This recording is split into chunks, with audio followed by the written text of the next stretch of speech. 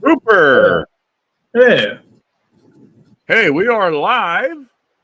Just a heads up, I just pulled us up. Sorry, it was kind of last minute here, having some little bit of tech issues on my end of things, but I think I got it squared away. How are you doing? Pretty good. Pretty good. Now, Not bad. Better than a week ago. I was going to say you've kind of come out of the darkness, right? Yes, I have. Yeah. That's good. That's Very good. literally, yes. And I'm sorry you had to spend your birthday in that hoop. Well, it's not the first time. You know, it was September in Florida. What are you going to do? So pretty common for the big storms for you? Yeah. No damage. I really lucked out because I live in a no evacuation zone, no flood zone, and I know people who were stranded on top of their dining room tables as the water rose in their house. No kidding. My cousin had a couple of feet of water, in her house, and a boat washed up on her front yard. I know people who lost everything. So I really lucked out. I don't take that for granted at all. But yeah, it was dark and boring here for several days. And I'm sorry I missed. I am Doll Shark. That's what it was. And you can get on and catch it. It was a lot of fun. We're going to try and do some more, especially around the holidays. So cool. Yes, we've got a couple lined up. I already have one lined up for the winter holiday seasons. So we're working on a couple between now and then and after then. So yeah, it was fun. And yes, we'll definitely get you on one because your input, I'm sure, will be much better than ours was. But thank you. Well, I saw dialogue. It was I really was wondering what I was missing, but kind of glad I was missing it.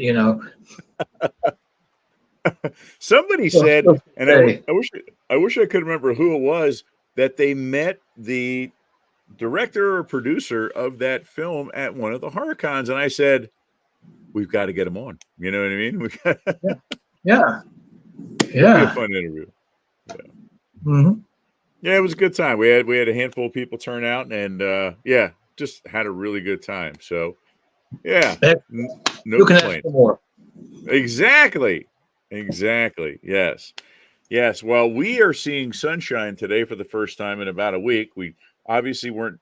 Unfortunately, we never deal with what you guys deal with. We get what's called the residuals. So we'll get rain, and once in a great while we might get some flooding from it, but generally it's just more or less nuisance rain. That's pretty much what we've been dealing with. It's finally on its way out. So, well, we've been having scattered showers for the last couple of hours. I went in the garage just now to get my water, and I could hear the rain on the roof. Sure. So, yeah, not as bad as a week ago. But thank goodness for that. And it's what's weird is usually those things hit, and then they work their way up the coast. And this thing actually kind of moved more westward or inland, and it seems like it did just as much destruction as when it goes up the coast. Because typically when those things hit and move inland, that's when they start to lose their power and their oomph. And this one just didn't seem to do that. Yeah, and it was hundreds of miles offshore. Yeah, when it did all this damage, and I felt bad for the people. I went to summer camp and college for 4 years outside of Asheville, North Carolina.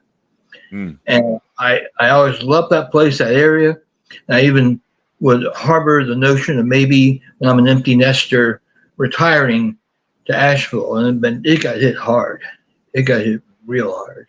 That's what I'm understanding. I went down there, I don't know, maybe 5-6 years ago. I went down there to do a real good friend of mine I do a lot of cycling with. We went down there for a bike race, and he has family down there.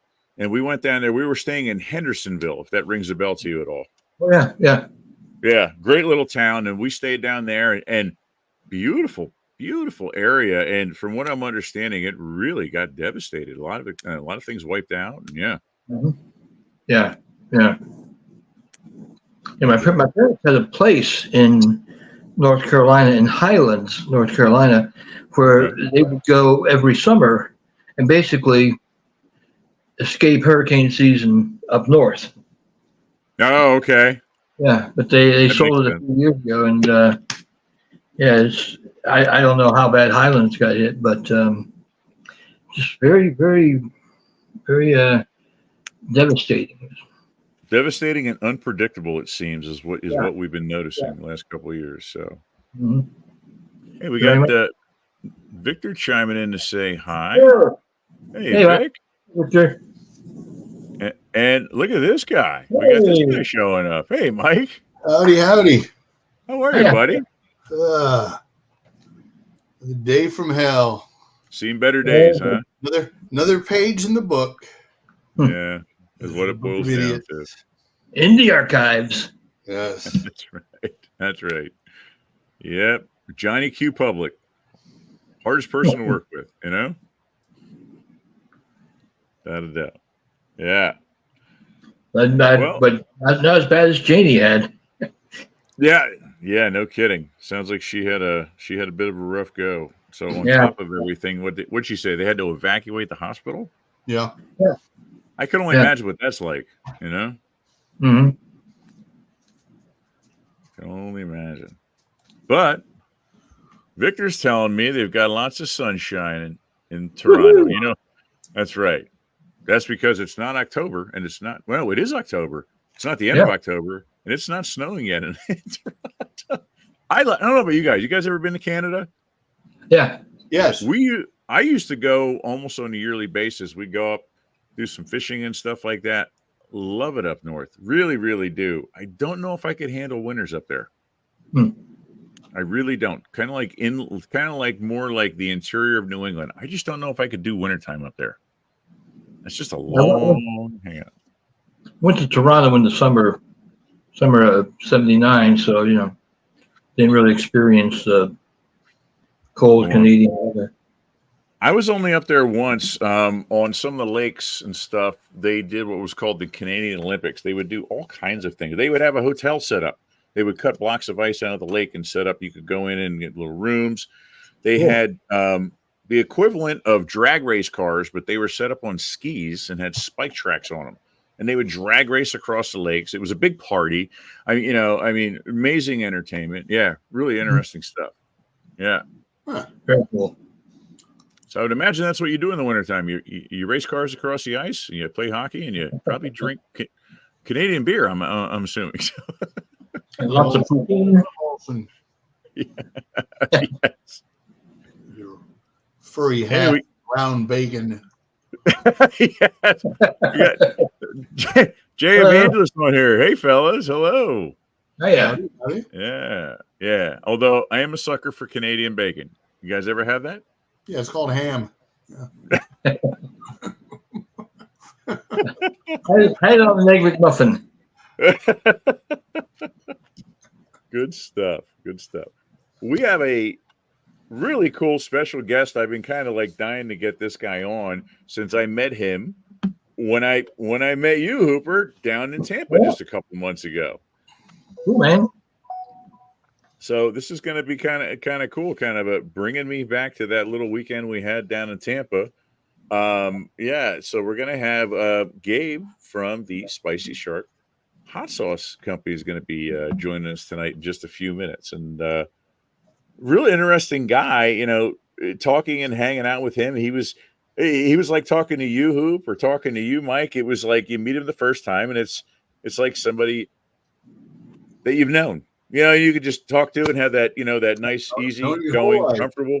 Yeah, Mhm. conversation like right off the bat. I mean, honestly, it really is. It's like, I don't know. I hung out with, with all of you guys. We went out and grabbed something to eat at your little spot there, and at no point did I feel, I don't know, nervous or apprehensive. It was like I didn't know these people, but I knew these people. You know what I mean? It was just very easy to sit and talk to, and really had a good time. And We were on our best behavior. That was the honeymoon. Is We that what toned you're it telling down me? a little. We toned it down a little for the twinses. We turned it down a little bit, but They appreciate that. I didn't want. I didn't want to go home. I didn't want him to go home and say to John, "Now I see why Grandma didn't like him." So, Oh my gosh. Oh. Hey, And Robert. Robert's with us. Hey, Robert. Good to Hey, see you. Robert. Robert hung out with us last episode, so that was fun. Yeah. Yeah. Yeah, I can John, we missed you, Doll Shark. We missed you. yes. I missed it too. I'm sorry. I missed it. I caught some of the behind the scenes stuff. I was like, I'm missing something. I told him we've got some more ideas on the slate, so he's definitely going to have to be a part because I have a feeling his wit and humor will far outdo any contribution I had to that movie. So It was fun though. I enjoyed it. I really Okay. did. It was fun. Yeah. I'm glad we didn't Yeah, have the I cameras did like on to us explain the- times. Hmm? I was just like, just staring at the screen, like, what the hell is going on? So, yeah. I had Courtney Love's doll parts stuck in my head. Oh, I was just like, "Damn, doll shark." Doll parts. Should have had Hole do the soundtrack. That's pretty funny. Oh man. Well, hey, somebody's knocking on the door. I think Gabe is here in the studio with us. You guys ready? Ready when you are. Let's bring him in. All right. Here we when go. you are CB. That's right. What's There he cooking, is. guys? Gabe, how are you? I'm doing great. How are you guys? What's up, Michael? How are you? Long time Very no well. see. Good. I'm doing real good up in New Hampshire, and it's finally fall. That's for sure. We had a nice long summer, but that's over. Very we're nice. Cooling down Very to the nice. 40s at night. Where are you guys all located? Well, I know, Michael, you're in KC, right? Yeah. In the Well, Tampa I Bay would area, know that. Florida. Where, JD? About 90-minute drive to Disney. Yeah, Oh, what town are you? Seminole. Oh, okay. Do you know where Across Leesburg the bay is? from Tampa. Do you know Leesburg? Yeah. My brother-in-law lives in Leesburg, and so we always do Christmas down there because my daughter and her cousin are there. So yeah, Huh? we're in that area a couple times a year. Very cool. Very cool. Hey, you got a couple people saying hi to you there, Gabe. We got Robert saying hi. Janie saying hi to everybody. So very nice. Hey, Yeah. Rob. Yes. And Gabe, I'm out of central Pennsylvania, so I'm kind of like the bridge between like these guys and you, kind of smack Excellent. dab in the middle. So Well, my dad's from Reading, and my sister currently lives in Matamoros, so I'm familiar with the PA. I'm from Reading. You're kidding me. Oh, get out of here! Yeah. No, that's where Yeah. I'm from. Yeah. That's too funny. Yeah, he's from Reading, and I'm always down near that area for the Bowers Pepper Festival. You know, the famous Bowers Pepper Festival. They've been doing it for 40 years. Not a lot of people know that the longest running hot pepper festival in all of America is in Pennsylvania. Wow. But it is. And it's always the weekend after Labor Day weekend, and it's pretty awesome. So you should check it out next year. No kidding. Yeah. Oh, wow, Gabe. That's pretty awesome. Wow. Yeah. Very cool. Great. So Casey's the only place on this, the four of us haven't been to yet. So I got to get out there. Oh, come on by.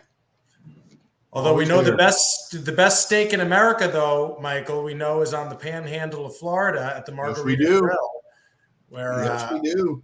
Yeah. I just sent from my old job. Somebody was down there. I sent her and her family over there to eat too. Magnolia Grill, Fort Walton Beach, Florida. That's not Margarita Grill. Sorry. Magnolia Grill. Yeah, Michael hooked it up when I was down on the Panhandle with a bunch of Jaws 2 connections. Obviously, we know the great author of The Making of Jaws 2 is right here. So I of course reached out to him and got to meet some Jaws 2 folks, and got the best steak of my life in addition to it. So told you, awesome. told you. Oh, that's right. You went out. You know, Jen and I had already left, and we were just about to our destination. And Mike called and said, "Hey, what are you guys doing?" It's like, oh, they were already out. I was like, "Oh, you got to be kidding me!" Yeah, so that's awesome. That's great. And you know what? What a great bunch of people to talk to. It really was. You know, so incredibly down to earth. Yeah. Well, enough about that, Gabe. You know, we're here to kind of talk and learn a little bit about you, a little bit about the hot sauce company, and a little bit about your love for Jaws, to be perfectly honest with you. So, you know, you're the guest of the evening. So, you know, very anxious to hear, because I tried to do a little bit of research on you and find a couple things out. But why don't we start with your background? You know, where you're from, maybe a little bit of your upbringing or some of your influences on things. Can you give us a little bit of that? Yeah, I'll try to keep it just related to hot sauce and Jaws so I don't put everyone to sleep. But I grew up in northern New Jersey and on the North Fork of Long Island. And I saw Jaws for the first time when I was 8 and was completely obsessed. Immediately became obsessed with sharks, obsessed with the ocean. I actually almost went to University of Miami to become a marine biologist, but got so worried about money, I ended up going to Boston for school. And I've been a New Englander since 1997, and I've been up in New Hampshire, where I live now, on the seacoast of New Hampshire since 2002. So I've been up here for about 22 years. So I'm a reformed New Englander, but I still pronounce all my R's. So yeah. But yes, I was obsessed with Jaws, and I was really just a Jaws and ocean fanatic for a while. And what changed, and then also I was always, I grew up actually in a really ethnic community with a lot of Asian and Indian people, and a lot of my high school friends were Asian and Indian. And I was eating super hot things from a young age. Like our favorite fast food place was this 3-unit chain called Curry in a Hurry. And so we were eating crazy hot curries. I was always the guy doing the wing competition, and then kind of got really into it and started making hot sauces. I've been making them for a real long time, me and my sister. And eventually went pro. But the big thing with Jaws for me, or the big turning point rather, with Jaws for me, was I was at the second Jaws Fest on Martha's Vineyard in 2012. I know I didn't get to meet Michael then, but I know he was at that too. And the turning point there is I went there just as a huge Jaws fanatic to get to meet all the living characters that were at it. And it was incredible. But the most impactful thing was meeting Wendy Benchley there, of course, the wife of the late Peter Benchley. And she was awesome. She gave me like half an hour of her time, and I thought we would just be talking about Jaws, but she was letting me know about kind of the plight of sharks, if you will, how over 100 million sharks were and still are being killed by humans every single year. A lot of that is for the shark fin trade. The second biggest cause is bycatch from a lot of gill nets and drag nets, and then to a lesser extent, shark killing tournaments. But that's a big part of what we do with our advocacy, is helping end some of the shark killing tournaments that are still going on in the USA, which I'm happy to talk more about later. But anyway, so she's telling me all this. I didn't know anything about this at all. She let me know she had started this organization called Shark Savers, which I immediately joined. It's since been gobbled up by Wild Aid, but her partner who started Shark Savers, Jamie, now has a nonprofit called Shark Angels. So I'm involved with those guys as well. They're awesome. A lot of the shark nonprofits we do stuff with is on our website. But I went from just Jaws fanatic and scared of sharks, but in awe of sharks, to really kind of feeling compassionate and loving them, and eventually got into scuba diving, then got into diving proactively with sharks. Last year, not too far from UJD in Orlando, I did my first bull shark dive with Florida Shark Diving out of Jupiter. So it was me and two other people, and we got to go free diving out in the Atlantic with 3 bull sharks. What was really cool was it was the day before Valentine's, and one of the bull sharks was named Cupid. Go figure. So our dive lead who was feeding him was super pumped that Cupid stopped by. So it was intense. I'd been with a great hammerhead. I'd been with sandbar sharks, sand tigers, but mostly kind of low stress environments. And that was my first time with multiple bull sharks. So, but it was, once you get in the water, it's fine, but that was super cool. So I don't know if I never met Wendy, at Jaws Fest 2012, if any of the stuff that followed would have happened. But when I started kind of getting more into making hot sauces and getting more serious about it and getting more skilled at it, and then deciding to, go pro in 2018, it just came to me. It was obvious. It was like the spicy shark, of course. This is me. And yeah, so that's kind of the long and short of those two things. Outside of my family, sharks and hot sauce are my 2 favorite things in life, and somehow I found a way to combine them.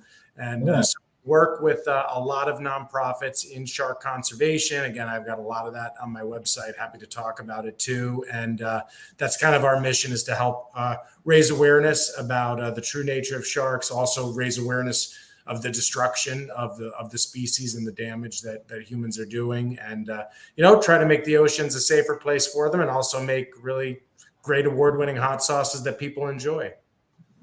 Awesome.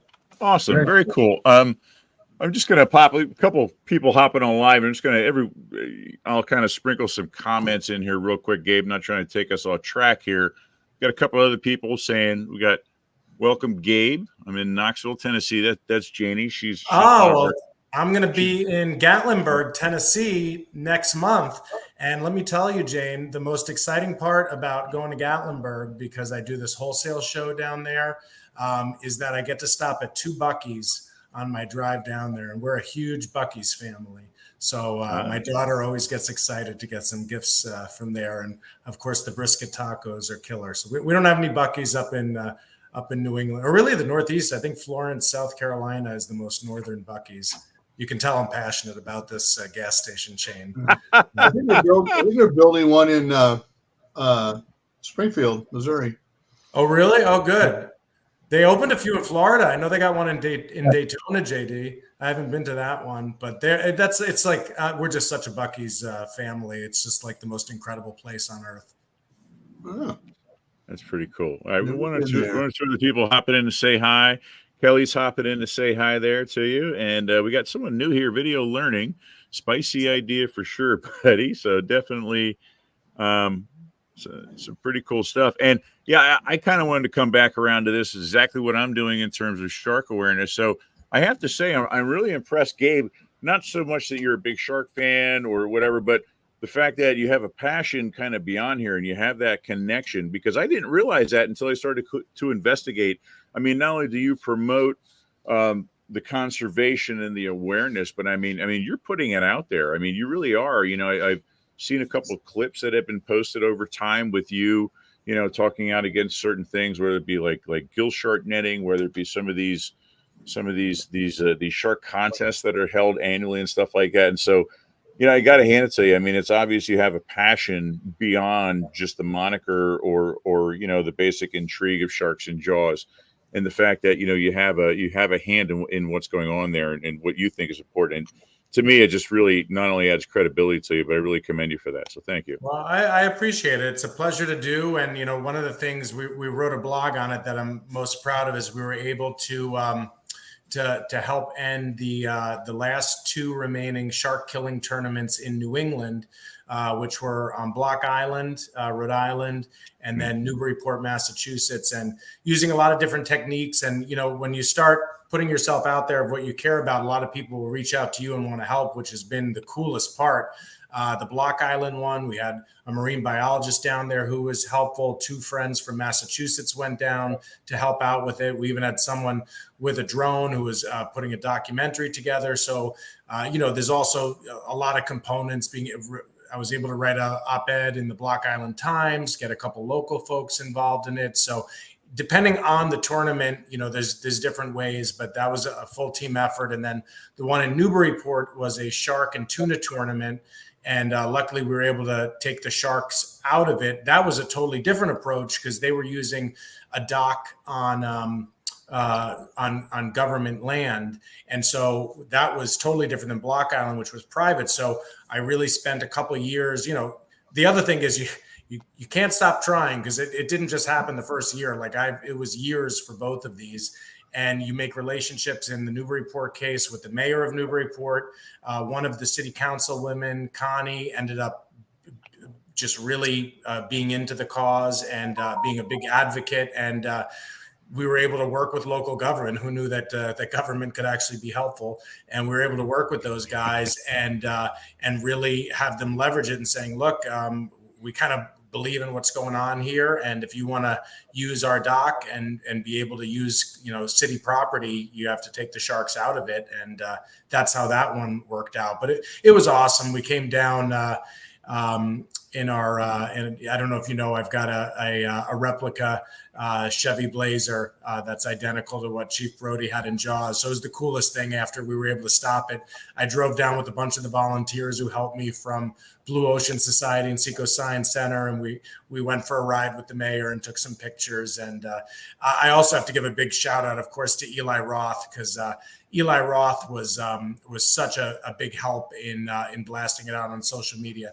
I do have to say, with those pictures, that was when I first got it. I've done a lot more things since. Mainly, I now have the exact correct lights, the Grotti lights that are on there. When I over first the top, yeah. So I have the identical to the movie right now. I'll have to send you an updated picture, but I had it was the coolest thing. So since I was 8, I was like, I want Chief Brody's Chevy Blazer, and then I started looking seriously for one, when I was in my 20s. But these things completely remodeled, whether it's a 73, a 74, or a 75, which are all basically the same car. They have the only 3 years that Chevy had the removable top were those 3 years. And completely restored and remodeled, they start at $40K. I mean, it's like, that's a little out of my budget.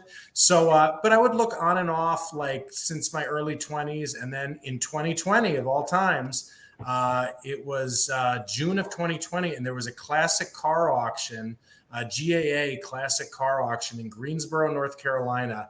And I saw a 75 Chevy Blazer that was already the color. And I was like, whoa, that saves $5,000 paint job. And it's an auction, so you never know. So I went to my wife really meekly, presenting this idea. And she goes, Gabe, you work 8 days a week. You don't have any hobbies, and you've been talking about this car since our third date. Go for it. I was like, yes. So we definitely went over the budget. And so there's a couple different ways to do it, but I ended up calling it in, and someone's bidding on your behalf. That was one. Sure. Online, I'm like, I'm not going to take the chance of the internet going down or something. So I was able to get a live person, and there were a bunch of people bidding early on, and it came down to me and one other guy. And my final bid was my highest bid that I was willing to go, and I got it on the high bid. So it was awesome. I was shaking.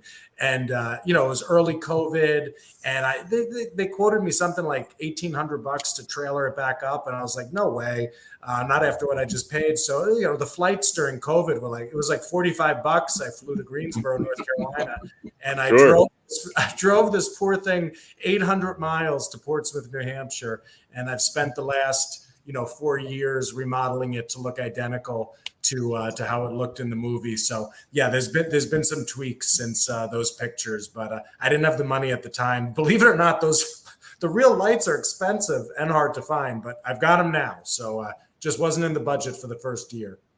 I was going to say, I only know so much, and I'm not going to commandeer this, but I'm an old car guy. I grew up around cars. My dad was a drag racer out of Reading. And, the biggest problem with those trucks, they were wonderful trucks, but they would rust away to nothing. And so they just kind of disappeared off the face of the earth. To really, to be honest with you, so to find one that you had all the sheet metal, it makes sense that you found it down south. But to replicate the factory lights, my understanding is anyone who has ever tried to do those, that's one of the hardest things to do because that wasn't something you could go buy. That was, I want to say that was hand fabricated. Weren't they done in that way originally? They were. And this also lived its entire life in Texas, this car. So, yes, Oh, there wow. was almost zero rust. I mean, it was in such good condition. And I obviously, I also made sure the engine was working well since I had an 800-mile drive. But yeah, it lived most of its life in Texas, then was sold to a dealer in Georgia who had it only for a couple of years and barely drove it. And then he auctioned it off in North Carolina. But yes, a lot of the parts are very hard to come by. Yeah, yeah. Yeah, and interesting you were able to find it in the original color because that was a factory color option. I didn't know that till we did some research on that. Yeah. So really cool. I just love the fact that you have one. I started kind of looking down that, venturing down that avenue, and I saw what rot buckets sitting in like fields in Pennsylvania with, holes that you could put your feet through were going through. And I was like, okay, I guess I'm going to call it quits there. So, and I definitely have a rust prevention, liquid that I put on every single year when I, basically Sure. every spring, he doesn't go out, his name is Marty, one of the few male cars out there. But he doesn't go out, Nice. as you can imagine in the wintertime since we live in New Hampshire. So I've still been taking him out since it's, still like in the 50s and 60s. But then, we do before and after each kind of season, if you will. There is a fair amount of maintenance to make sure it doesn't go backwards. But the new thing I did this year is the side mirrors are now identical to the movie. So the one in that picture wasn't identical. So that was my improvement this year. No kidding. Awesome. Well, yeah. Oh man, I got it. How do you find parts for a car that's 50 years old? Oh my God, Michael! The side mirrors, I literally got them from two different places in the country. One I think was Illinois, and one was Arizona. I think I got the other one. It is so difficult to find them, and you just have to keep looking at kind of random people reselling old ones from their cars because you can't just go to AutoZone and see what they have. Yep. So. But the hubcaps are now the identical hubcaps to the movie, but it's pretty rare you get two of the same. Like even the lights were from two different people in two different states. So you just have to keep looking, and eventually they kind of pop up. But and you're trying to find certain conditions. Sometimes that's hard to tell online, and then on top of that, really, it comes down to. They almost, they pretty much name their price because where else are you going to go to? It's not going to be a reproduction that you're going to find. Right. So it's an adventure all on its own. Very cool. We got one or two comments, and then I think let's shift over and start talking about the hot sauce. How's that sound? Oh, I'd love to. Awesome. So we got Mark Ames chiming in here and saying a hello, and he wants to know what part of New Hampshire you're from.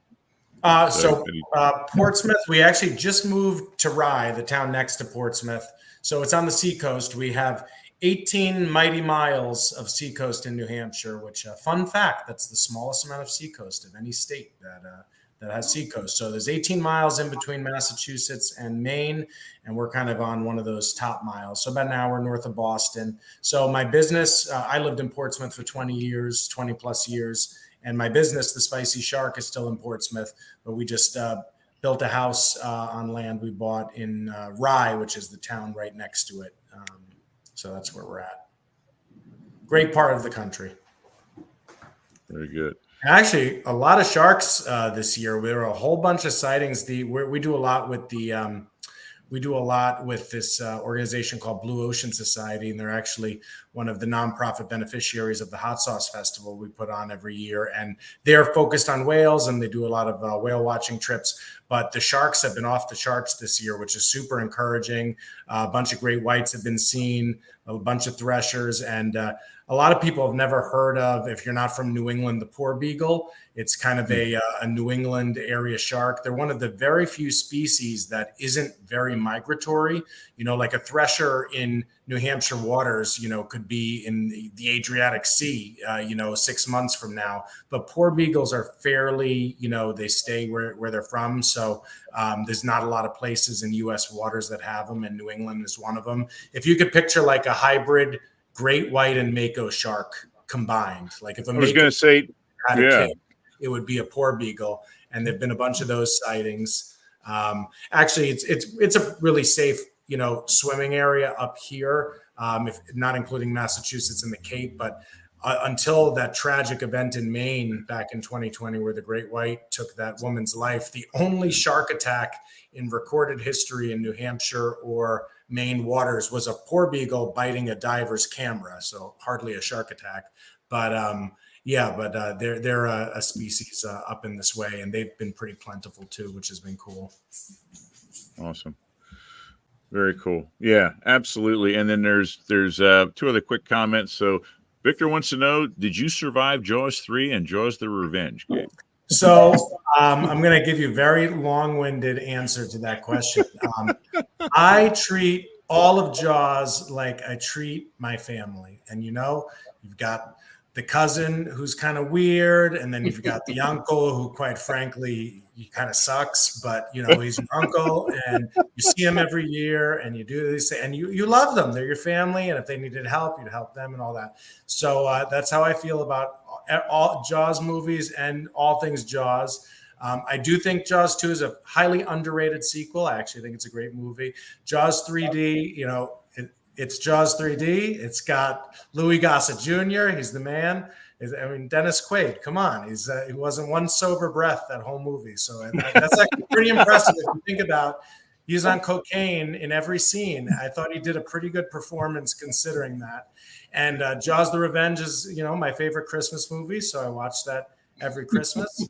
And what's great is I have to give a shout out since those two movies came out.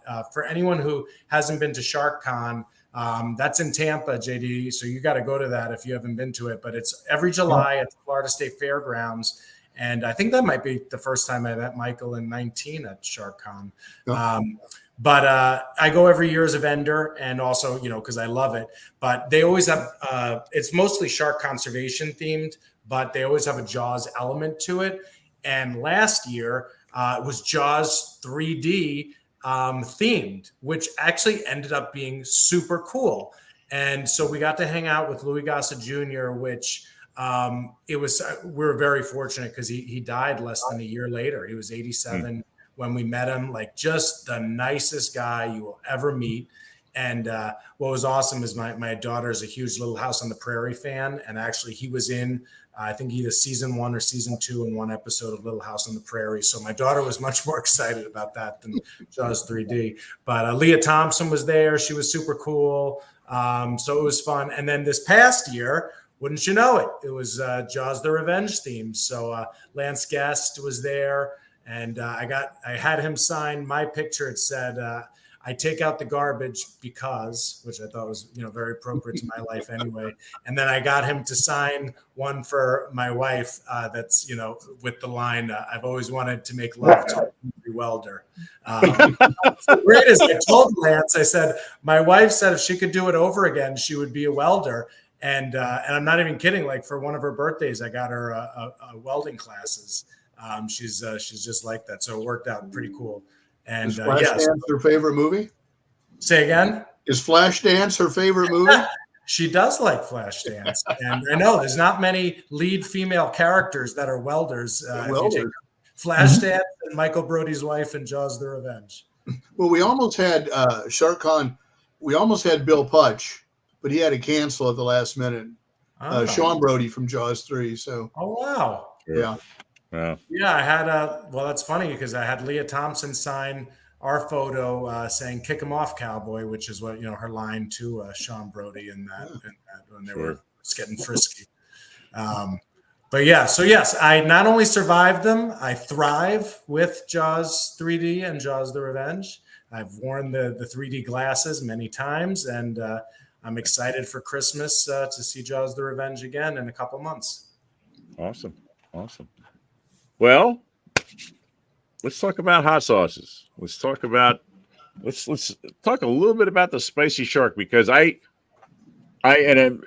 a huge hot sauce guy. Always have been. I passed it on to my son, which is great. We go through more hot sauce in my refrigerator in my house than we go through ketchup. And if you know anything about Pennsylvania, we go through a hell of a lot of ketchup in Pennsylvania. So that's big fan. And I'm always out trying different types. And I love the fact that there's such a variety now. For years you go to the store and you could get your hands on a Louisiana style hot sauce, or maybe you could get something a little bit more, maybe on the edge of like a habanero, kind of those. And now there's such a variety out there, and you don't have to worry about, am I buying hot sauce because it's something that's going to be hot? The flavor palette that is out there now is just unbelievable, and it just opens up a lot of possibilities. And your company is an exact example of what I'm talking about. You can go across the board with that. So, how about a little bit of background of variety with what you have? Because I'm just blown away by the expanse of it. Yeah, well, to the point you're making right now, kind of, it's funny. My whole background, career wise, is I was restaurant business throughout high school and college, and then got into the beer business right out of college. And I was in a beer salesman and a region manager for a beer company for 17 years before I decided to leave to start the Spicy Shark and kind of go out on my own. And where craft hot sauce is now is very much kind of where craft beer was 10, maybe even 15 years ago, where it was really starting to explode. Now it's to the point, you walk into a beer store and it's just a sea of 4-pack, 16-ounce cans, and you could just be there for hours and not even, it's overwhelming. So it's not at that point now with craft hot sauce so much in stores. Like, there's very few stores that get behind craft hot sauce, especially in grocery. If anyone's from Ohio, Jungle Gyms, they're like the leaders of it. They're awesome. They put on this thing called the Weekend of Fire every year, and they got one in Cincinnati and one not too far out of Cincy. But they've got an entire aisle dedicated to craft hot sauce. So they've been a real trailblazer on it.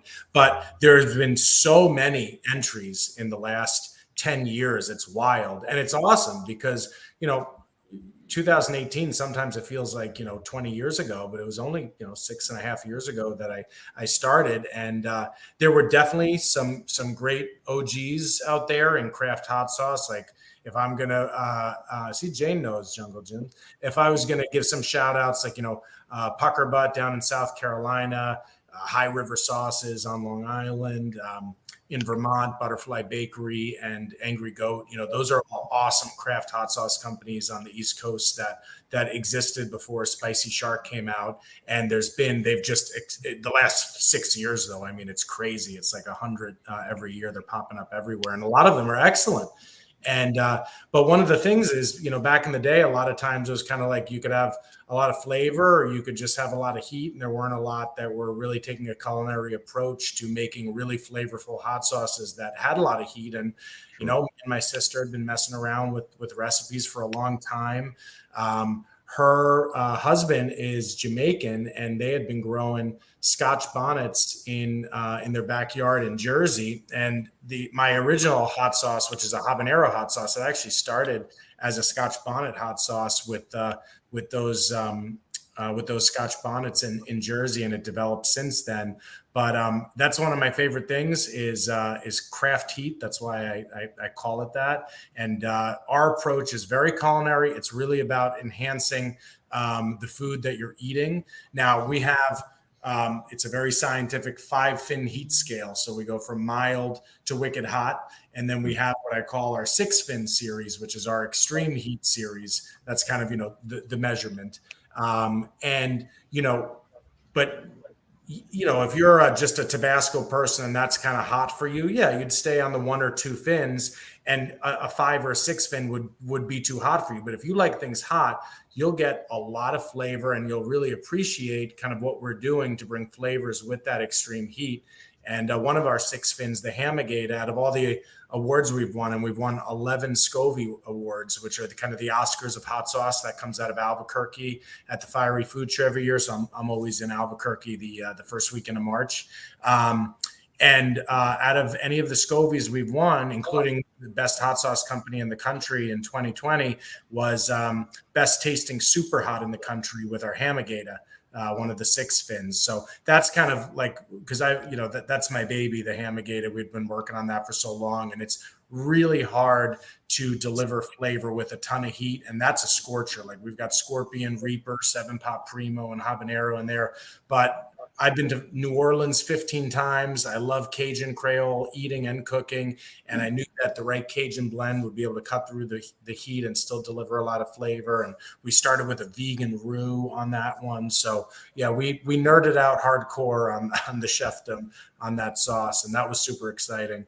But I got way too specific on one sauce, but generally speaking, we have 13 sauces. We have 8 hot sauces, a smoked maple sriracha, a wing sauce, a hot honey, which has really taken off the last couple of years, and 2 hot maple syrups. And they're all natural. I don't use any artificial preservatives or gums or anything like that. So they're all natural products. They're all gluten-free. They're all dairy-free. Everything except for the honey is vegan. Of course, honey comes from bees, so it can't be vegan. And yeah, we're really about enhancing your meal and really providing a wide range of flavor and heat. And kind of one of my favorite compliments that I get from people is, none of your sauces taste anything alike. It's not like here's the original, but here's the original with mango. We really do very, very different products. And I'm currently working on my 14th sauce, which is another. Sure, let me bring you up there so we can kind of see that here. This is a Thai. So it's actually a green Thai curry, not green in color, but green Thai curry in. Almost letting the name out there. Thai curry in flavor profile, and we've got Ghost, Scorpion, and habanero in that one. And I just love Thai food, and I've been wanting to do. And out of all the Thai curries, green is my favorite. So I've wanted to do a scorching hot green Thai curry sauce. So I've been working on this one for about a year. I'm close to my final stovetop. I'm this far off on it. I need to tweak it, but I'm going to do a 5-gallon batch. I think I'll have the stovetop done by next week. I'm confident. I'm going to do a 5-gallon batch end of October. I'll probably do my first full production run November. We'll probably launch it in January. So when we get to the 6 fins, like all my other sauces, they each have a shark name, Thresher Shark, Caribbean Reef Shark, Tiger Shark. But when you get to the 6 fins, I had to do something different because I started with the 5-fin heat scale, and the 5th fin was the Megalodon. Obviously, everyone knows the Megalodon is the largest shark to ever exist. So what am I going to do? Well, when I came out with the 6-fin series, mythical creatures that come to me at 2 a.m. So the first one, half hammerhead shark, half alligator, the Hamagator, spelled with a New England accent. Nice. The next one was the Mako snake, so half Mako shark, half snake. And so this, I'm not giving the name away yet, but it's the same concept, half shark, half something else. And I've finished the graphics of the creature, and I think he's the most frightening one yet. So I'm pumped about it. So I think people are going to love the flavor, and I think they're going to dig the creature as well. Okay, well, I'm going to jump in real quick. John, do you use hot sauce? Not a whole lot. I don't. I don't, and I gave the bottle you gave me. I gave to my son, and he loved it. Oh, good. But I have sat with people. We go to trivia, and they'll say, "Okay, somebody's got to eat like these really hot wings," and I have sat next to people that have the wings, and I have started sweating because of just smelling what it is. And is it so? Does that smell? Is that on the food? Is that I don't? Well, you are smelling the peppers.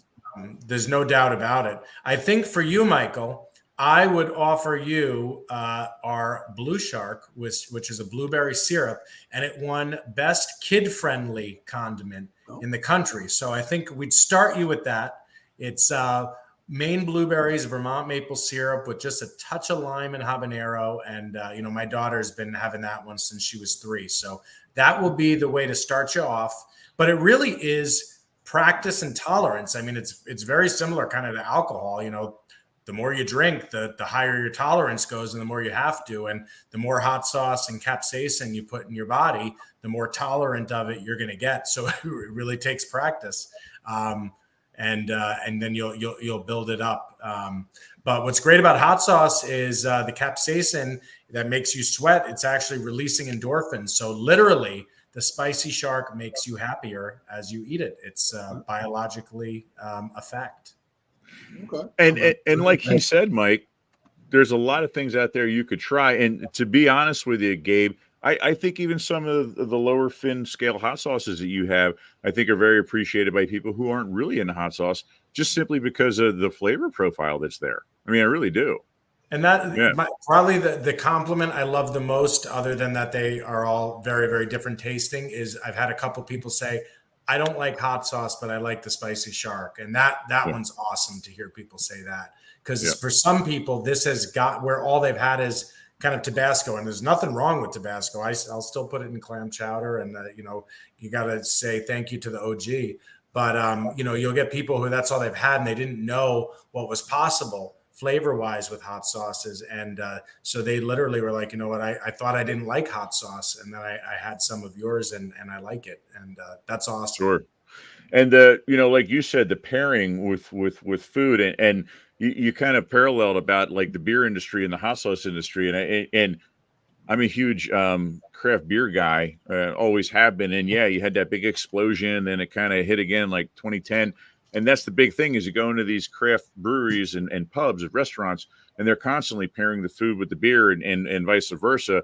And I really feel that like some of your hot sauces definitely attest to certain dishes where others attest to other dishes, maybe like more of like a fish dish or more of like a beef dish or chicken. Yeah. I mean, really, like I said, the palate is really out there as far as that goes. So yeah. Yeah, and I always have kind of the food that it's going to go with in mind when making it. Our Caribbean style, for example, that's a Scotch bonnet sauce with coconut milk, pineapple, jerk spices. Like it's made for grilled shrimp, fish tacos, rice and beans. But our Megalodon, it's a Reaper sauce with cherry, apple, molasses. I mean, that's made for burgers. So there's definitely a lot of applications, but they are geared towards, one type of food or one sense, like, savory versus sweet or things of that nature. Sure. We've got a question here, and it's actually from Janie, who's actually one of our hosts, and she is actually just getting on. I'm going to pull her up, maybe let her ask that question for you live. How's that sound? Sounds great. All right. Janie, how are you? Hey, guys. Hello. Hey,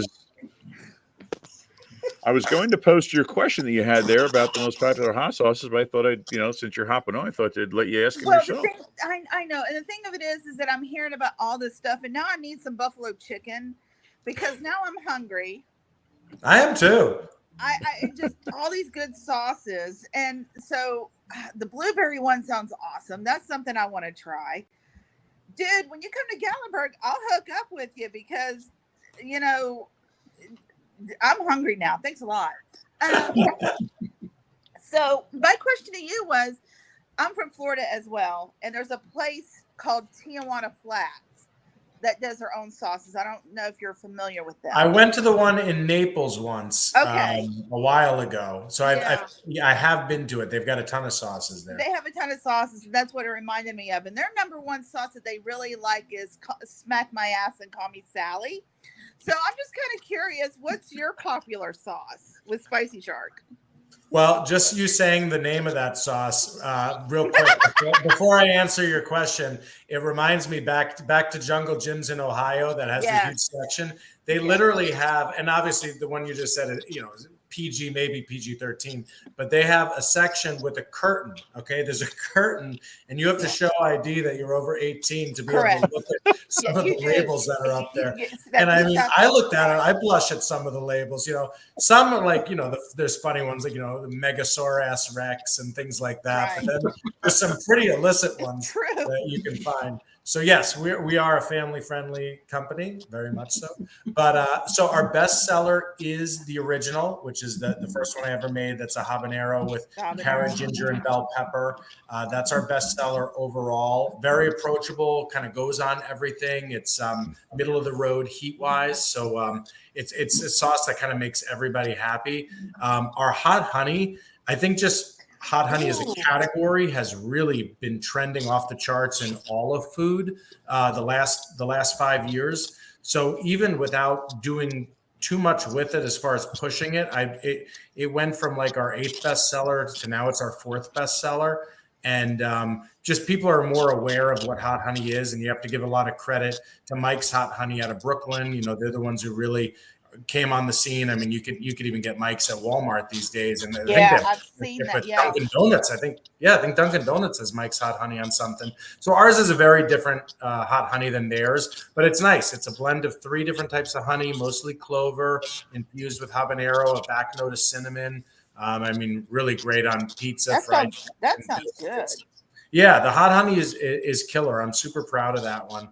I actually sourced our honey for almost 6 months. I talked to 117 companies from Maine down to Miami and out to West Virginia. And speaking of Tennessee, I settled on a company that has a group of apiaries on the Virginia-Tennessee border. Technically, the business is in Virginia, but some of the apiaries are in Tennessee. And it was the best honey I could find that I actually visited, saw a lot. There's a lot of honey that comes in adulterated from overseas and cut with syrup. So you got to really know what you're purchasing. What you're looking for, correct. And I was super impressed with those guys, and I really liked and trusted the owner. And so I blend 3 of his honeys to kind of my spec, and then add the habanero and the cinnamon. And that's I would try that one for sure. That's been killer. That sounds good. I mean, I know that they put a lot of they'll use hot honey, especially in Memphis, in the Memphis area, to put on fried chicken. Oh yeah. So yeah, they'll make it with that. Place I was at, what's the Hattie B's? I was at Hattie B's. Hattie B's. Yeah, that was it. I was at Hattie B's because I went to the first ever Nashville hot sauce expo that a buddy of mine put on in Nashville last year.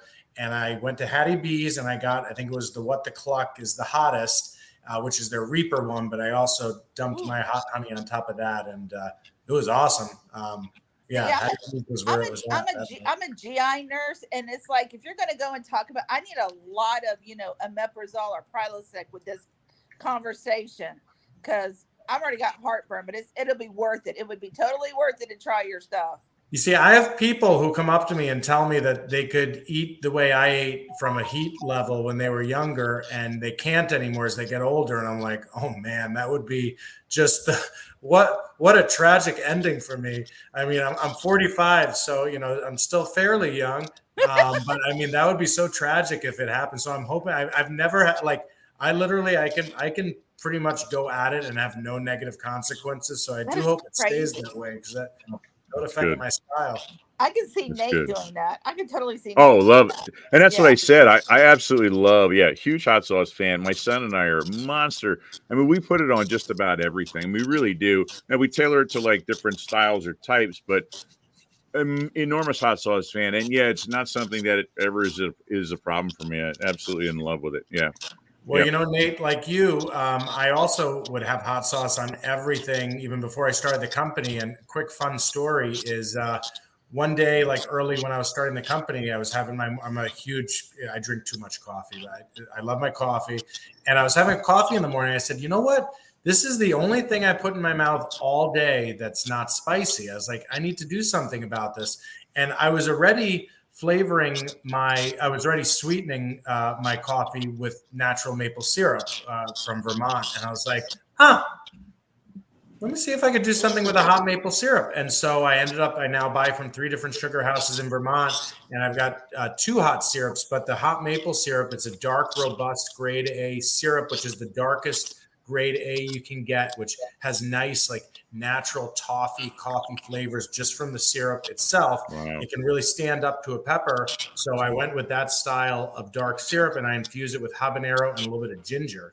And that goes in my coffee every morning. I'm probably one of 3 people in the country that uses my hot maple syrup for that. Well, if you send it to me, it'll be 4. Yeah, well, nice. And so every now and then there's a coffee shop that I'll make friends with, and they'll have some fun with it and do spicy lattes. And whenever they do that, it ends up being a really good seller. And I don't have like a whole sales team or anything. You're looking at the salesperson. I'm also HR and operations and production and everything. And that's a lot of responsibility. It would be fun to be able to proactively sell more because there's a lot of fun things you can do. You can do hot toddies with the hot honey. You know, I love the hot maple syrup. You can do spicy margaritas. I call it the Jaws margaritas, the spicy margaritas. Yeah, they're pretty great. See, you got some ideas there. Yeah, he's trying to. Not only is he making me hungry, now I need to go drink. I mean, I don't know what his angle is, man. This is how you can pregame for the next UT game since you're in. Knoxville. Number one, I am not a UT fan. All right. I'm originally from Florida. Which Florida team? I am University of Florida. We were in Gainesville a couple months ago because I've got this fantasy that my daughter, who's turning 8 next week, is going to be a scholarship golfer to University of Florida. She's got this. Wow. She's 7. Okay. I'm not saying she does this every time, but she drives the ball over 100 yards at 7. I mean, she's just got this swing on her. So, she's got her University of Florida sweatshirt. You'd be happy. So we took her to Gainesville when we were in August. We also went to Florida State. Don't close your ears, but we got on the football field. I think I jinxed their football season.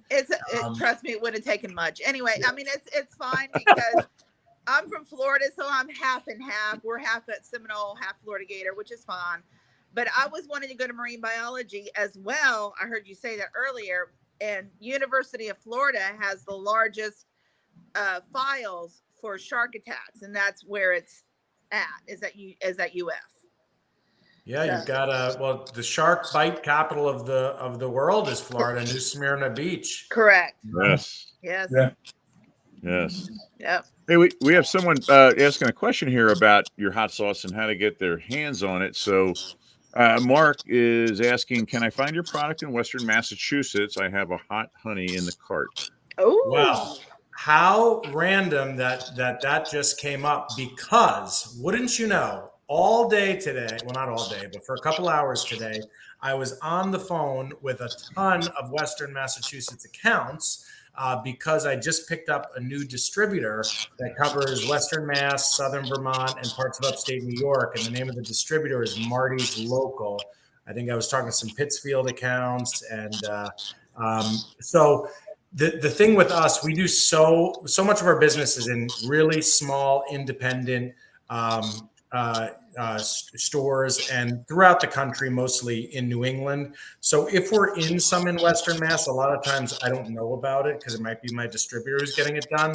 But what I can tell you is we're only in one grocery chain, period, and that's in the Northeast for Whole Foods. So if there's a Whole Foods near you in Western Mass, we would have definitely our original habanero and our Thresher Shark, which is the Chipotle. We'd have those two in there. Some of the Whole Foods carry our wing sauce. Some of them carry the hot honey, but they all carry the habanero and the Thresher. So that would be a definite. Our website is certainly always an option, thespicyshark.com. And we also have most of them, not all of them, but most of them on Amazon Prime. So if you're an Amazon member, you can certainly pick it up there. So I hope to be in a bunch more Western Mass places. We also have a beer distributor out there. Since I was in the beer business, I kept some relationships going. So you might randomly pop into a beer store and see us in there because I've got a beer distributor there. So unfortunately, I can't tell you a name of an account per se, other than the Whole Foods, but I know we're in some independent stores out there. Is the Whole Foods national? No, it's in 2 regions. Oh, okay, good. So he is near a Whole Foods. Yep. No, that would be pretty cool. But no, we're in the 2 Northeast Whole Food regions. So we're Portland, Maine, down to central New Jersey, including all of New York, like even out to Buffalo, Long Island. We have a Whole Foods here in Knoxville. Yeah, so we do too here. Yeah.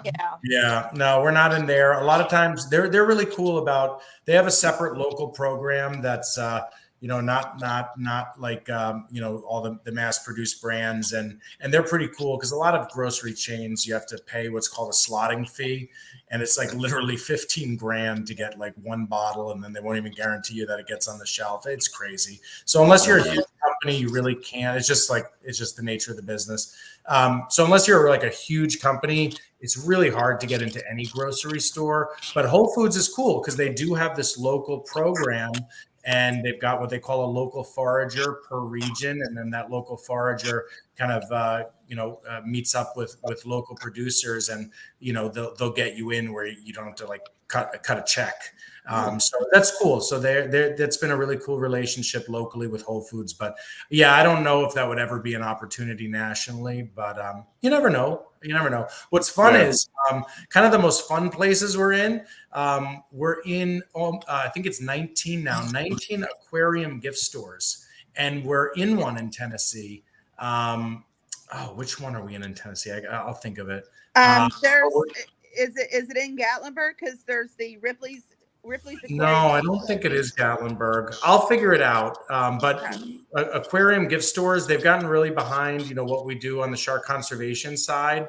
And so in their gift stores, they'll support us. But that's been cool because we're anywhere from Boston to Seattle to San Diego. We're in St. Augustine. We're in Moat in Sarasota. So we're kind of all over the place. There's one in Texas that has so Moat Marine carries it? Yeah. Nice. Yeah. They were actually one of the ones who helped me get in. From Moat Shark. Marine. So look at this. We're connecting all the dots. I met Moat and Shark. They were the ones who helped push the company that runs that gift shop to give me a shot. Yeah, a lot of people don't realize that Dr. Eugenie Clark, who's a shark expert and is a good friend of I can't think of his name, that was attacked by a great white in Australia, but she helped start Moat Marine in Sarasota. Oh, cool. Well, I think you should come to SharkCon next year. I've already been. You can ask Mike. That's cool. Yeah, and I got to send always this recording to Spencer, who runs SharkCon. All this free advertising I'm giving. Yes, right. Yeah, we're going to help everybody out. If it's for conservation and fun, we're the crew to do it. Awesome. Yeah, I always pick you guys up. We usually go up the Cape. We try and get up the Cape like early summer when school gets out, and so I often see you guys and pick you guys up on up through the Cape and out on Martha's Vineyard. I see you guys in Chilmark and some of the stores and stuff like that. And very nice. The Cape's treated us really well, and outside of our home market, which I would say is kind of like Portland, Maine, down to Boston, that's our strongest market because that's just where we're from. The Cape's been awesome, and I think just because they're known as such a sharky place, it certainly helps to have a shark on the label and the things that we do. But like Atlantic White Shark Conservancy, if you haven't been to their two places in Chatham and Provincetown, they're big supporters of us, and we donate money to those guys. And they're one of the great nonprofits that we work with. They're awesome. But the Cape's been great for us, and of course, anytime we're in Amity Island, I mean, that's fantastic. So I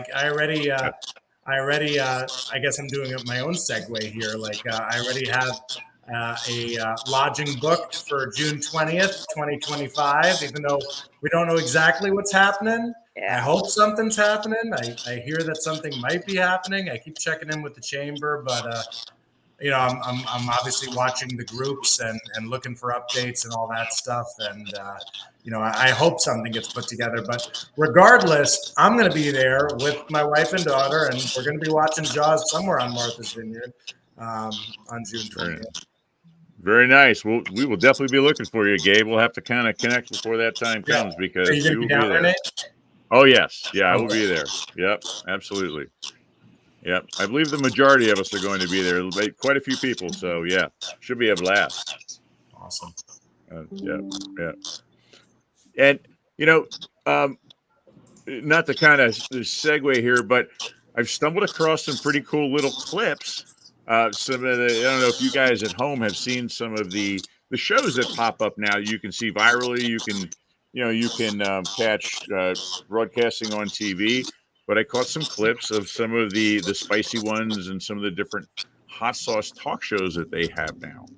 And I grabbed a little clip here of all people, Melissa McCarthy trying some of the spicy shark. So why don't we catch that clip real quick? Sound good? Cool. All right, let's pull it up here. Weirdly, the small of my back just got hot. Will this make I feel like maybe my lips will be fuller when I'm done. You get a little bit of a free treatment here Okay. on Hot Ones, you know? What's You're this welcome, one? Melissa McCarthy. It's the least we can do. This is the spicy shark. Throw in an eye lift, and I'll be here every week. Spicy shark, guys. Spicy shark. This is gonna be terrible.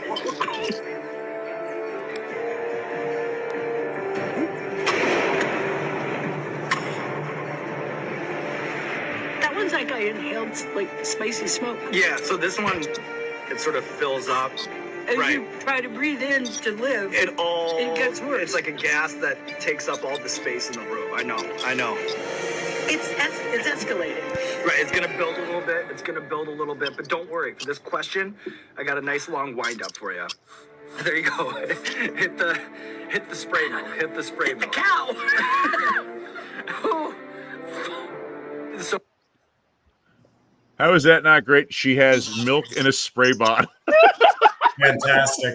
Yeah, getting on Hot Ones was pretty awesome. That's any hot sauce owner, it's their dream to get on Hot Ones. So I met those guys back at the New York City Hot Sauce Expo in Brooklyn back in 19. And you keep a relationship with them and you keep trying. God knows how many sauces I've sent them over the years. And then the one that made Hot Ones was Mako Snake, which at the time I hadn't launched it yet. That was my newest 6-fin. And I gave those guys a sample of it without a label or anything, and they really dug it. It's an Indian inspired sauce, masala base, coconut milk, mango chutney, curry spices, and that one has Ghost, Reaper, and Habanero. And I just got a call from them one day and said, "Hey, can you hop on a Zoom tomorrow?" And I looked at my calendar and I couldn't, but of course I changed everything. And it was incredible. So we got on that show, and that's been the Jennifer Lawrence episode. Has gone like crazy viral. I think that's one of their top 5 most viewed episodes ever. So we were the first sauce to knock her off her game, but the Melissa McCarthy episode is pretty fantastic too. There you go. Pretty impressive. What better spokesperson to have than Melissa McCarthy? Yeah, on there and spraying milk into her mouth from a squeeze bottle. That's incredible. Yeah.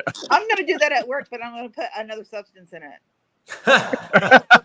Well, there's only 3 things that actually can speed up capsaicin burn.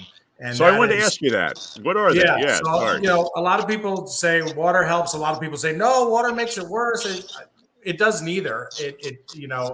I actually will have water if things are alarming, just because the coldness and the wetness of it is a distraction and feels nice, but it doesn't hurt or help. There's only 3 things to help speed up capsaicin burn, and they help like this much, and that's sugar, fat, and alcohol. So basically a White Russian is the greatest thing that you could have. No kidding. Carbonation makes it worse. So a beer wouldn't really be too good because the alcohol and the bubbles would counteract each other. But yeah, like whipped cream it does help. But really it's time. Time is what's going to do it. If you cut open a hot pepper, a lot of people go, "Oh, the hottest part's the seeds." Like literally the opposite is true. The least hot part is the seeds. If you cut open a pepper, even if you cut open a bell pepper, you'll see these little white lines, call them veins. The white is where the highest concentration of capsaicin is, which is the heat.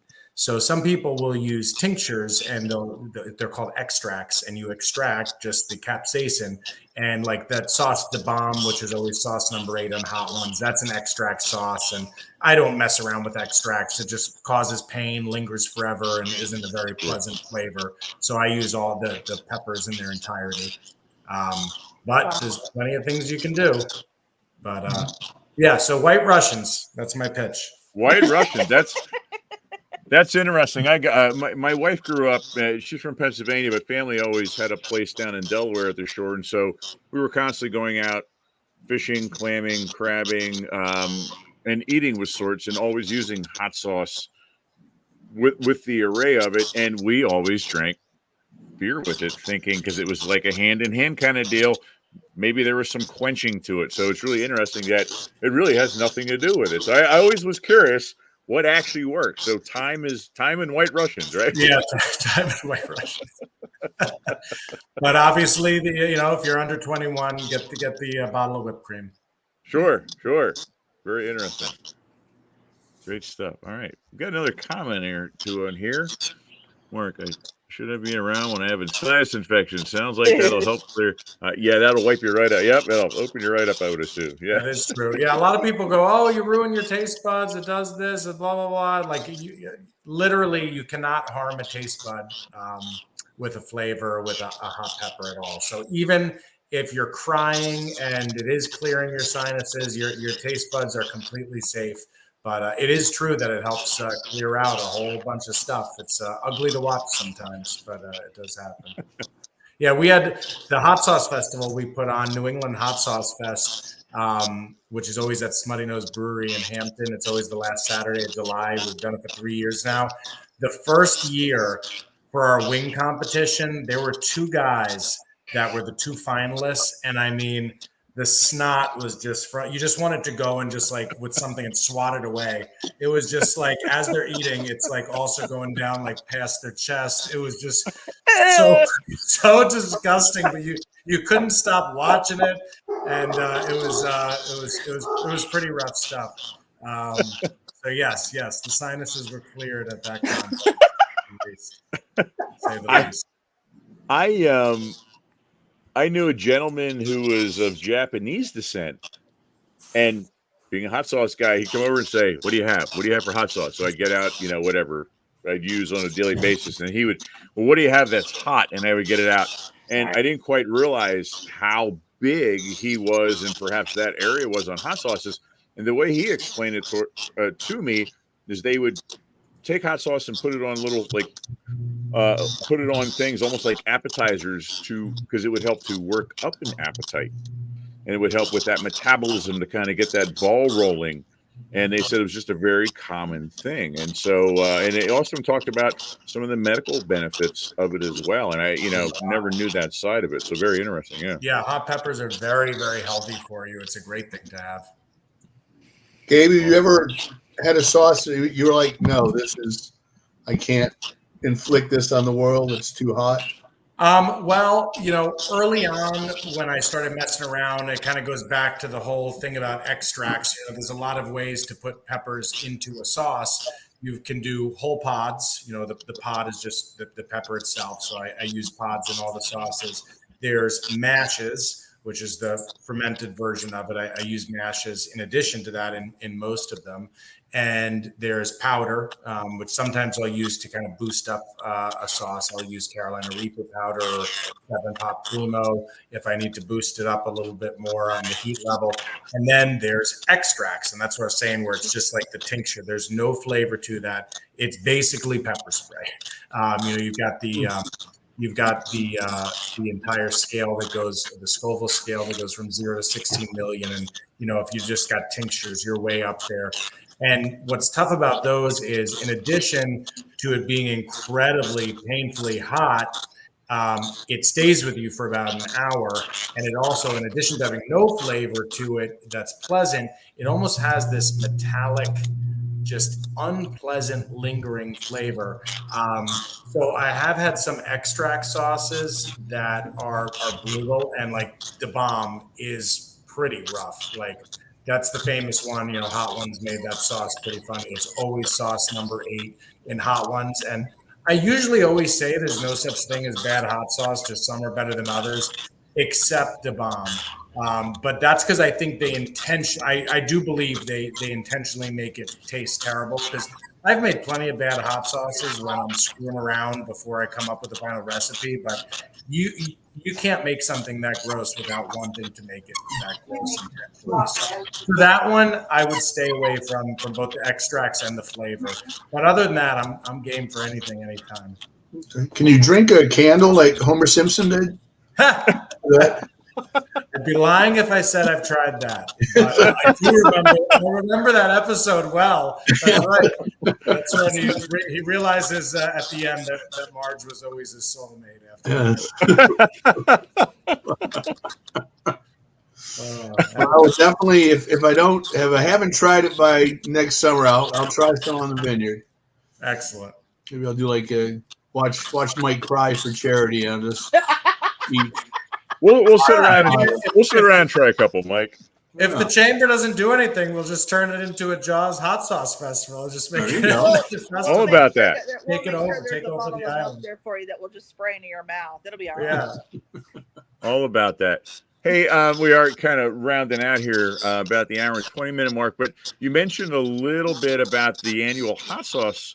Is it competition that you guys have up in New England?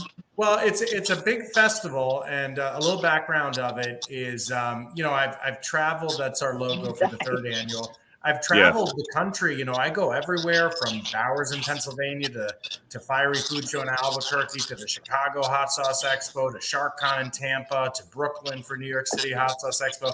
And I'm like going to all these things and they're all awesome. And like the crowds love it. They're all totally different from each other. But like the one consistent thing is there's a ton of people and they're all loving it. And I'm like, we got 6 states in New England and there's nothing like any of these things. And finally, after a while, I was like, the hell with it. I'll start a big hot sauce festival. So I did 3 years ago. And we always do it at Smutty Nose Brewery. It's basically like a football field behind the brewery. And we've had over 2,000 people each year. And kind of the goals of it were, number one, to bring, the people of New England something that they hadn't seen before, a hot sauce festival. Number two, to really showcase Northeast hot sauce companies. So I exclusively only have hot sauce vendors from the Northeast because when you think hot sauce and spicy, you're not exactly thinking New Hampshire or Maine or Rhode Island. But there's so many unbelievable hot sauce companies, and most of them are on the newer side. And I always appreciated a chance when I was super tiny, and I'm still a very small company, but to be able to get to one of these shows and expose ourselves to kind of, the general public and then build our brand. And so I really wanted to give that opportunity to a lot of these other awesome hot sauce companies that don't always have that opportunity. And then also to raise awareness for shark and in this case, ocean conservation. We don't have a specific shark nonprofit per se in New Hampshire, but we have 2 incredible organizations, Blue Ocean Society and Seacoast Science Center, that are both nonprofits. And what I love about both of them, they do so many different things, but the one thing they both do is really educate, the younger generation about, respecting our oceans, how important ocean health is to the health of our planet, and really just teaching them to respect all the creatures in the ocean. And so I love those guys. I've known them for a while. And so we do this to raise money for them. And then in addition, we have a ton of fun. It's family friendly. We got bouncy houses. We have face painting. There's definitely beer for the adults, but it's pet friendly, child friendly, family encouraged for families. And but we also have a ton of competitions. So we have 3 local competitions for all us local yokels, and that's the wing competition, a jalapeno speed eating competition, and then a super hot pepper competition that starts with a jalapeno and ends with a Carolina Reaper. And I get all the peppers from my good friend Ed Curry, who owns Pucker Butt down in South Carolina. He's the creator of the Carolina Reaper pepper. He's the one who created the damn pepper, as well as Pepper X, which is now hotter than the Reaper. So he is a wild, mad scientist. All of the peppers for these contests, he ships them up from South Carolina to me, which is awesome. And then we always have a professional contest. So this last year we had who can eat the most Carolina Reapers in 30 minutes. We had Mike Jack come down from Canada. We had all these other professional competitors. And last year we had the Pepper X chips, who could eat. It's kind of like the dual chip. And we had three people ate over 100. There's a good amount of homage at this event, I will say. What's cool is, how you'll go to a bowling alley sometimes and there's the guy who has his custom bowling ball and it's kind of like a funny thing. We have people who have custom puke buckets and they bring their custom puke. not making that up. Nice. So there's always a good amount of vomit, but this past year was the most that didn't make it into the bucket, sadly. So there was some stage vomit, and I am responsible for cleaning this stuff up. So it was a rough year, but everyone had a blast. Everyone had a blast. It was a beautiful day, and it was awesome. So Mike's puke bucket will look like one of the yellow barrels. That way we can find them. Yes. Yeah, that's right. If you ever could, we should have that. We'll just custom make it, put on their movie mic. You know what? I got to send you an updated picture of Marty, because that's another thing that was an addition last year. I found an artist. He's originally from Montauk, Long Island. I actually found him on Etsy of all places. Now he's in California, and he makes custom replicas of the barrels. And so I've got that in the back of the Blazer now as a complete total replica. Oh, wow. And but now that we're talking about combining the two, why couldn't he make a barrel? We need a barrel bucket. We need a barrel bucket for Mike. Yeah, we need a barrel bucket. Like Mr. Creosote in Meaning of Life. That would be me. Exactly. And a bucket for Monsieur. Yes. Custom puke buckets. Wow. That's above my pay grade with hot sauce. Let me tell you. We were going to finish this talk. You didn't expect that from the first minute of this, did you? Well, here we are. Dedication. That's right. All comes down to how you make the sausage, basically. No, that's interesting.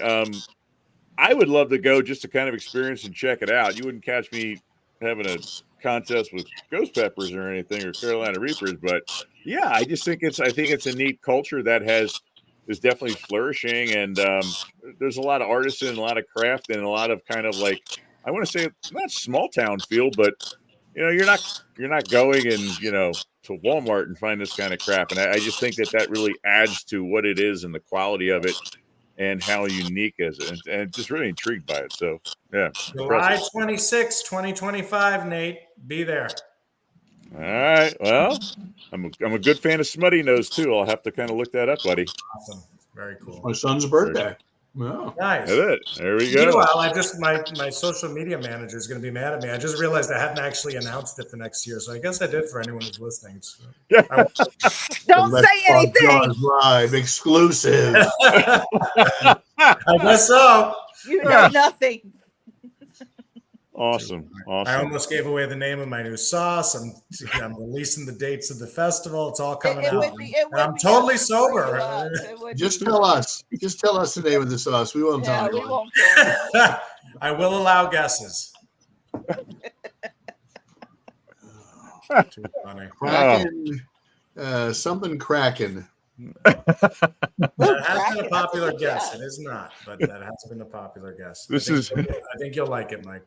This is like watching a Marvel movie interview with, who's the actor that keeps dropping all the information every time they would release a movie? Who was that? I can't remember which one it was. Hang on, it was the guy who plays Hulk. Mark Ruffalo. Mark Ruffalo. He kept dropping all the. But Marvel would be calling him on the phone, grilling him. You know what you said? Yeah. No, all good. Awesome. Very cool. Well, this was fun. Cool. This was a lot of fun. This was a blast. Yeah. Absolutely. Yeah. Well, I appreciate it, guys. Thank you. Yeah. Thanks for coming on, Gabe. Appreciate it. Yeah, a lot of fun. And Gabe, I'll post up the link to your website then as well. So anyone that wants to reach out, Gabe has a website, like you said, spicyshark.com. Is that what it is, Gabe? Yeah, thespicyshark.com, and there's no E in spicy. All right. And also available across Amazon. So if you're an Amazon person, that's another avenue you can go down. And obviously, if you're in New England, look around and getting on your site. There's a locator on there too. You can actually, if you want to go and pick it up in store, you can get on there. And don't have the locator. I need to work on that. But okay. Well, either way, there is availability there, and you guys can definitely hop online and do some online shopping. So it is there. And not only does he have a series of hot sauces, I know that there's also some buffalo sauce. There's some stuff for grilling. So a big variety out there. Yeah. And if your store is not carrying Spicy Shark, call them and ask why the hell not. Yes, exactly. Please be a brand ambassador. I don't have salespeople. I need you guys. I'll take Hey. all the help I can get at all times. Absolutely. No problem pushing. I Big want the fan. sauce that made Melissa McCarthy spray. Right. Spray milk in her mouth. Right. No, Yeah, no, you really. you get a spray bottle with each purchase. Well, I've got pretty tight margins. Let's not give that Yeah. away just yet. We get a spray bottle. I do spray whipped cream in all contestants' mouths at the hot sauce festival. So Woo. if you enter a contest, I will take care of you. Lord have Well, that's mercy. great. And besides, I'd rather see a picture of myself with whipped cream dribbling out of my mouth than puke that didn't hit the bucket. So it all works out, right? Me too, Nate. All right. Well,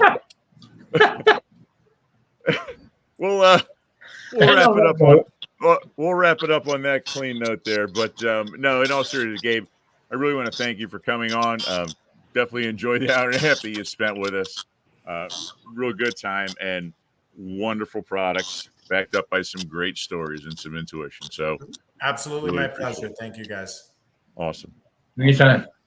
Absolutely. Well, we have a little thing that we do here. So we always say fins up when we wrap up the evening here. So I fins can't up do to it. I'm on everybody. the phone, so I can't do it. I have Thumbs a up. my Put fin's one broken. fin. You do one fin. Do one fin, a little single fin Right there. there it is. And Baby. Right there. and we'll have Quint's little ditty take us out here and have a wonderful night. Thank you guys joining us. And again, I Gabe, see you, Hooper. Okay, got it. great time this evening. Here we go. Farewell and adieu to you fair Spanish ladies. Farewell and adieu, you ladies of Spain. I don't have my For my we've soda. received orders for to sail back to Boston. Look at Quint. Very cool. So never more shall we see you again. I can do that. Yeah. Oh, look, yeah. Yeah, I can do Wow. that too. It's right There here. you go. There you go. I know the guy who wrote that. If you want a signature.